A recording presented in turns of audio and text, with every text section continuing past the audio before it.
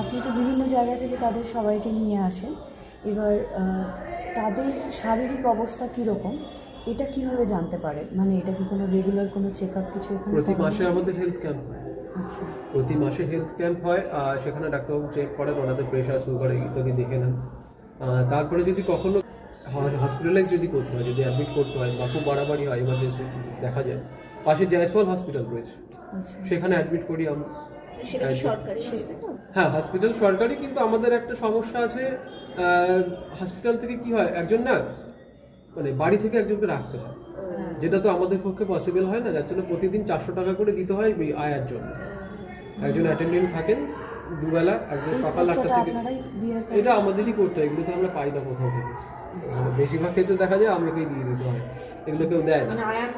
হ্যাঁ, আয়ার খরচা রয়েছে, পাশাপাশি বিভিন্ন টেস্ট যেগুলো দেয় এগুলোর জন্যও কেউ দেয় না। আর ফ্রি মেডিসিনস যেগুলো রয়েছে সেগুলো পাই, কিন্তু বেশ কিছু আছে কিনতে হয়, সেগুলো আমরা মানে কাউকে অ্যাপ্রোচ করলাম, হয়তো সে বললো চলো এই মাসেরটা আমি দিয়ে দিলাম।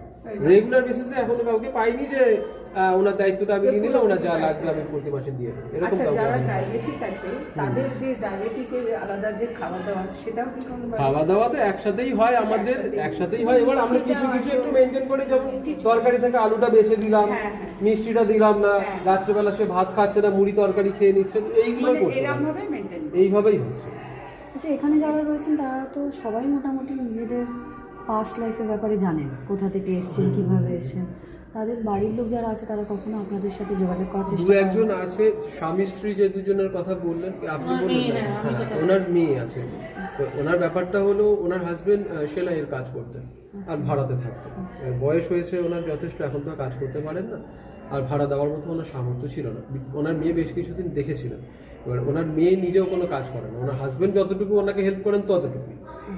একটা সময় পরে গিয়ে সে আর পারলো না, তখন আমাদের সঙ্গে যোগাযোগ হয়েছিল, আমরা বললাম, ঠিক আছে তাহলে থাকুন এখানে, কিন্তু যখন কখনো ওনাকে যদি হসপিটালাইজ করতে হয় সেক্ষেত্রে আপনাকে দায়িত্ব নিতে হবে, সেটা আমরা আর পারছি। বাকি যারা রয়েছেন তাদেরও আর বাকি যারা রয়েছে বলতে একদম প্রথমে ঢোকার মুখে বাদিকে এক মহিলা ছিল, যারা ভিডিও করছিলেন, রমা মুখার্জি। রমার খুব প্যাথেটিক, ওটা শুনলাম। রমা মুখার্জি, ওনার ছেলে আছে, কিন্তু ছেলে থাকলে হবে কি, দেখে দাও নাকি। সব নিয়ে নিয়েছে আমার কাছে। আরেকজন তো বললেন যে ছেলে শ্বশুর বাড়িতে থাকতেন, উনি তাড়িয়ে দিয়েছেন।